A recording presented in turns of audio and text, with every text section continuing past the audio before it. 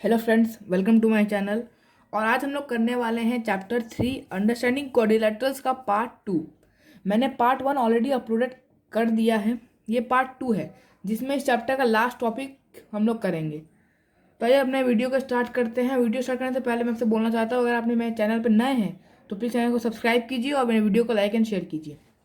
तो ये स्टार्ट करते हैं। सबसे पहला जो है वो टॉपिक हम लोग का क्या है, डिफरेंट टाइप्स ऑफ क्वाड्रिलेटरल्स।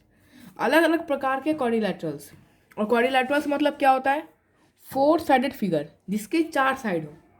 और उसी में हम लोग का पहला जो क्वाड्रिलेटरल आता है वो है पैरेललोग्राम। पैरेललोग्राम मतलब क्या, मैं आपको दिखा देता हूँ। फिर मैं जितने भी मैंने मतलब लिए हैं ना क्वाड्रिलेटरल्स, उन सबका प्रॉपर्टी मैं एक दो या तीन चार पॉइंट्स करके मैं लिख दूंगा प्रॉपर्टी सबका। तो आइए पहले समझ लेते हैं, फिर उसी के हिसाब से हम लोग प्रॉपर्टी लिखेंगे अपना। तो सबसे पहले पैरेललोग्राम दिखता कैसा है, तो सबसे पहले ये देखिए आप। ये मैं पैरेललोग्राम बना देता हूँ। ये रहा हम लोग का एक पैरेललोग्राम। इसका नाम होगा ए, बी, सी एंड डी।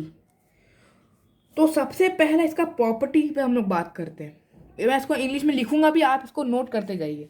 सबसे पहला प्रॉपर्टी पैरेललोग्राम का होता है कि ऑपोजिट साइड्स पैरेलल होते हैं और इक्वल होते हैं। मतलब ये पैरेलल है और ये वाला पैरेलल है, और दोनों, और ये दोनों इक्वल भी हैं और ये दोनों भी इक्वल है। तो सबसे पहला प्रॉपर्टी क्या हो गया, ये डायगोनल बना देते हैं इसका। और ये भी इक्वल और ये भी इक्वल, ये भी इक्वल और ये भी इक्वल। ये चारों साइड जो है इसके इक्वल रहते हैं। हम लोग यहाँ पॉइंट्स में लिख लेते हैं, opposite sides are parallel and equal. Opposite side जो होता है वो पैरेलल होता है और इक्वल होता है। दूसरी प्रॉपर्टी पैरेललोग्राम की वो होती है, जो एंगल्स होते हैं ना पैरेललोग्राम के, अपोजिट एंगल जो होते हैं वो इक्वल होते हैं। जैसे ये जो है ए और सी, ये दोनों एंगल इक्वल हैं, और डी और बी ये दोनों इक्वल हैं। तो हम लोग कैसे लिखेंगे, इसको भी लिख लेते हैं, opposite angles are equal. Opposite angles जो होते हैं वो इक्वल होते हैं। अब चलते हैं इसकी थर्ड प्रॉपर्टी पर। थर्ड प्रॉपर्टी क्या होता है, डायगोनल के ऊपर थर्ड प्रॉपर्टी होता है। क्योंकि डायगोनल जो बाइसेक्ट करता है ना एक दूसरे को, यहाँ पे देखिए डी बी, देखिए यहाँ पे डी बी एक डायगोनल हो रहा है और ई एक डायगोनल हो रहा है।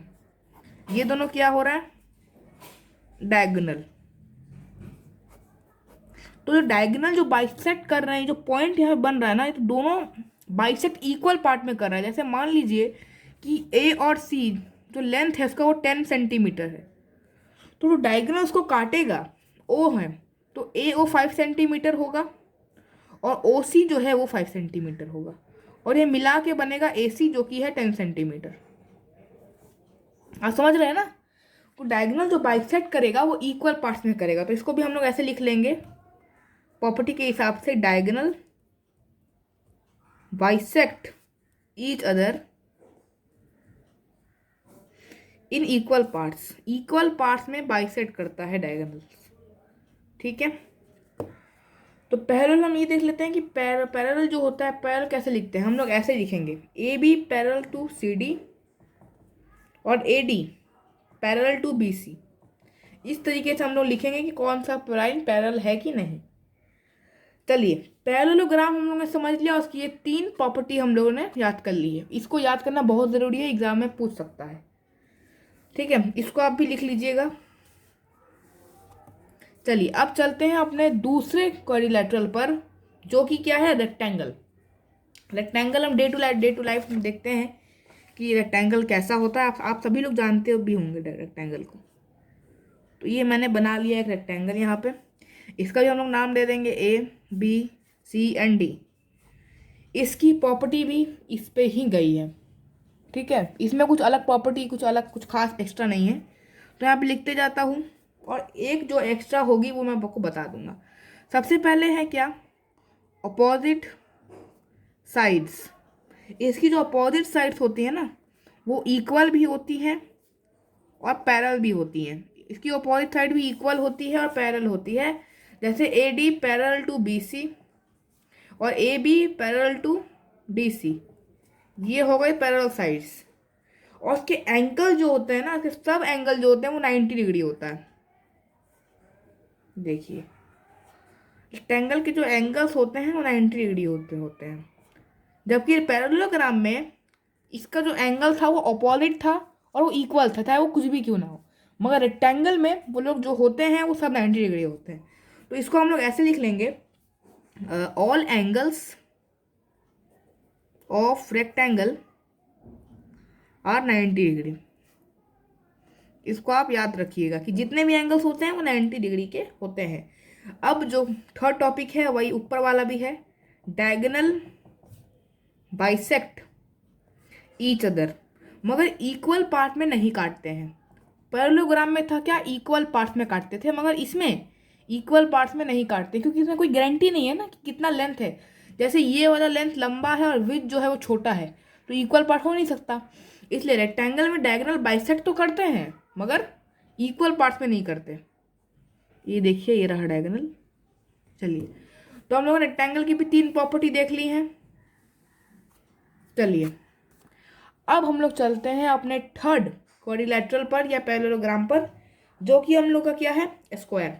स्क्वायर हम लोग बचपन से देखते आ रहे हैं, इसका कुछ बोलना नहीं है। स्क्वायर में क्या होता है ना, all the 4 sides are equal. इसकी जितनी भी साइड्स हैं वो सब इक्वल होती हैं। तो हम लोग सबसे पहले तो यही लिख लेंगे, all sides are equal. Square की हर साइड जो होती है वो इक्वल होती है। और ये रहा इसका डायगोनल भी एक, तो ये भी इसमें डायगोनल बाइसेक्ट करता है।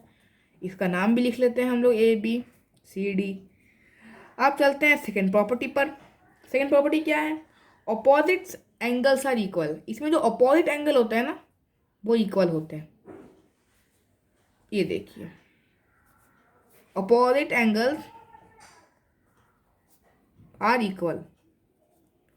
स्क्वायर में जो अपोजिट एंगल होते हैं वो इक्वल होते हैं इन तीनों के तरह। तीनों में सेम प्रॉपर्टी लग रही है बीच वाली। चलते हैं थर्ड पर। थर्ड में भी वही है, diagonal bisect each other, but इसमें एक रीजन लग रहा है, वो बताता हूं मैं क्या होगा। डायगोनल बाइसेक्ट ईच अदर यहाँ से तो ठीक है, मगर ईच अदर एट 90 डिग्री।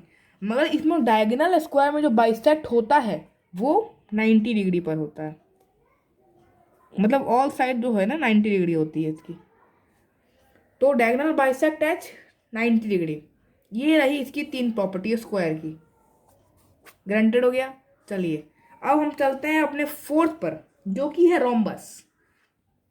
ये सब मेन याद में करके रखा है, जो मेन हमारे बुक में दी गई है ना, parallelogram, rectangle, square, rhombus, kite, trapezium, इन्हीं सब पर मैंने प्रॉपर्टी डिस्कस किया, क्योंकि यही से एग्जाम में मेन आते हैं, इसलिए मैंने इन्हीं सबको नोट किया है।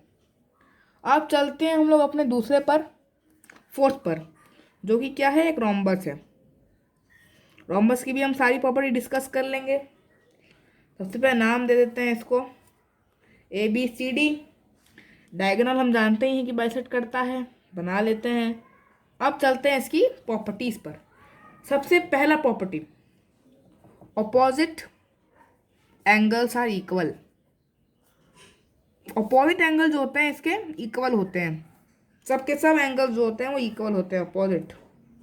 ठीक है, जैसे angle A is equals to angle C, angle B is equals to angle D, इस तरीके से।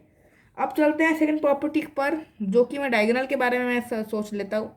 Diagonal will bisect at 90 degree. इसमें भी जो डायगोनल है ना वो बाइसेक्ट 90 डिग्री पर करता है, एकदम स्क्वायर की तरह। तो इससे मेन है, यही मेन है कि बाइसेक्ट कितने पर करता है, क्योंकि ये एक ही दोनों में ना, कि सब में कॉमन नहीं होती, इसलिए इसको याद करना बहुत ज़रूरी है कि स्क्वायर पर भी डायगोनल 90 डिग्री पर बाइसेक्ट करता है और रोम्बस में भी डायगोनल जो है वो 90 डिग्री पर बाइसेक्ट करता है। अब चलते हैं इसकी थर्ड प्रॉपर्टी पर, जो कि है all sides are equal. Rhombus की जितनी भी साइड्स है ना वो सब इक्वल है, एकदम किसकी तरह आप बताइए, स्क्वायर की तरह। स्क्वायर में भी हर साइड इक्वल होता है, तो रोम्बस में कुछ कुछ स्क्वायर से बहुत सारा मिल रहा है, ऐसे डायगोनल्स इक्वल होते हैं, साइड भी इक्वल होती हैं। मगर एक चीज़ है, तो डायगोनल बाइसेक्ट 90 डिग्री पर करता है, मगर डायगोनल्स इक्वल नहीं होते। रोम्बस में डायगोनल्स इक्वल नहीं होते, क्योंकि ये टेढ़ा मेढ़ा सा कुछ है ना, ये बराबर तो है नहीं ऑल साइड इक्वल से, इसलिए डायगोनल जो है वो इक्वल नहीं होते। जैसे मानिए ये ए और सी जो है ना, ए सी 10 है मान लीजिए, और ये बीच सेंटर का नाम मैंने ओ लिख दिया, तो हो सकता है कि ए ओ जो है वो 6 सेंटीमीटर हो जाए और ओ सी जो है वो 4 सेंटीमीटर हो जाए, इक्वल नहीं है, इसीलिए डायगोनल्स आर नॉट इक्वल। आप चाहें तो वीडियो स्टॉप करके इसका एक स्क्रीनशॉट भी ले सकते हैं स्टार्टिंग से, ठीक है। ये हम लोग की 4 प्रॉपर्टी हो गई। तो आइए अपने 5th पर चलते हैं। तो हेलो, तो मैंने आपको 4th तक तो समझा दिया था, अब हम लोग चलते हैं काइट पर। 5th वाला जो है वो काइट है। काइट हम लोगों ने सब बचपन में उड़ाई है, तो हम लोग जानते होंगे काइट कैसी दिखती है। फिर भी मैं यहाँ पे ड्रॉ कर देता हूँ। ये देखिए, ये रही हमारी काइट, ये रही सीधी और यहाँ से ये रही सीधी, ये हमारी काइट है। काइट में जो भी प्रॉपर्टीज हैं आपको बहुत ही ध्यान से इन सबको याद करके समझना पड़ेगा, काइट बहुत ज़रूरी है। तो सबसे पहले काइट भी एक क्वाड्रिलैटरल है, ठीक है। बहुत लोग कंफ्यूज रहते हैं काइट एक क्वाड्रिलैटरल है या नहीं है, तो काइट एक क्वाड्रिलैटरल ही है। अब चलते हैं इसकी प्रॉपर्टीज़ पर। प्रॉपर्टी, सबसे पहली प्रॉपर्टी होती है कि इसके जो 2 पेयर्स होते हैं ना एडजेसेंट साइड्स के, वो इक्वल होते हैं। जैसे में अपोजिट इक्वल नहीं होते, इसमें हो जाएगा ए डी इक्वल और डी सी इक्वल, या इसमें हो जाएगा ए बी इक्वल और बी सी इक्वल। लिख लेता हूँ, ए डी और डी सी एक इक्वल होगा एडजेसेंट पेयर, और ये A B and B C ये दोनों इक्वल हो गए। तो सबसे पहले हम लोग यहाँ पे यही लिखेंगे, 2 pairs of adjacent sides are equal. 2 pair ना बगल बगल वाले इक्वल होते हैं। अब चलते हैं डायगोनल पेयर, डायगोनल भी होते हैं इसकी, ये डायगोनल। डायगोनल के बारे में जो हम लोग का प्रॉपर्टी है वो होता है डायगोनल आर परपेंडिकुलर। डायगोनल जो है ना वो परपेंडिकुलर होता है, ठीक है। अब चलते हैं 3rd प्रॉपर्टी पर इसकी, जो कि है ऑपोजिट एंगल्स आर इक्वल। ये आपने बहुत देखा होगा कि ऑपोजिट एंगल्स जो होते हैं ना वो इक्वल होते हैं। तो मैं यहाँ पे लिख लेता हूँ, 1 पेयर ऑफ ऑपोजिट, यहाँ पे आधा ही लिख रहा हूँ मैं, स्पेस नहीं है इसलिए, 1 pair of opposite angles are equal. एक पेयर का जो ऑपोजिट एंगल होता है ना वो इक्वल, मान लीजिए ए या सी या डी या बी, इस तरीके से। तो ये रहा हम लोग का काइट का प्रॉपर्टी। अब चलते हैं लास्ट क्वाड्रिलैटरल पर, जो कि हमें एनसीईआरटी बुक में दी हुई है, वो है ट्रेपीजियम। ट्रेपीजियम कैसा दिखता है, ये रहा हमारा सुंदर सा दिखने वाला ट्रेपीजियम, ऊपर से लंबा नीचे से चौड़ा, इस तरीके से ट्रेपीजियम दिखता है हम लोग को। इसका साइड होता है A B C and D. तो इस पर बात कर लेते हैं इसकी प्रॉपर्टीज पर। पहली प्रॉपर्टी होती है इसका जो इंटीरियर का सम होता है ना वो होता है 360 डिग्री। इंटीरियर सम 360 डिग्री, मतलब अंदर का कोई भी अगर एंगल का जो सम होगा वो 360 डिग्री होगा। दूसरी प्रॉपर्टी, ऑपोजिट साइड्स का एक पेयर पैरेलल होगा, एक पेयर पैरेलल होगा, ये वाला पेयर पैरेलल होगा। मानिए A B parallel to D C, समझ गए। तो हम लोग लिखते हैं 1 pair of opposite sides, opposite sides are parallel. चलिए ये हो गया हम लोग का। अब चलते हैं 3rd पर। 3rd क्या होता है इसका property, 1 pair of non parallel sides. एक पेयर होता है जो कि पैरेलल नहीं होता। ये देखिए, ये नॉर्थ में जा रहा है, ये साउथ में जा रहा है मतलब मैं मजाक कर रहा हूँ, ये नॉर्थ और साउथ में जा रहा है, मतलब अलग अलग डायरेक्शन है ना, तो ये किसी तरीके से पैरेलल नहीं हुआ। तो हम यहाँ पे लिख लेते हैं 1 pair of non parallel sides. चलिए हो गया यहाँ तक। तो बस यही प्रॉपर्टी थी हमारी रेक्टेंगल की, स्क्वायर की, ट्रेपीजियम की, पैरेललोग्राम की और काइट की। बस ये 6 टॉपिक मैंने लिए थे पार्ट 2 के लिए। बस हमारा चैप्टर यहीं पर ख़त्म होता है। तो thank you, share like and subscribe कीजिए मेरे चैनल को। चलिए मिलते हैं नेक्स्ट वीडियो में, तब तक के लिए गुड बाय।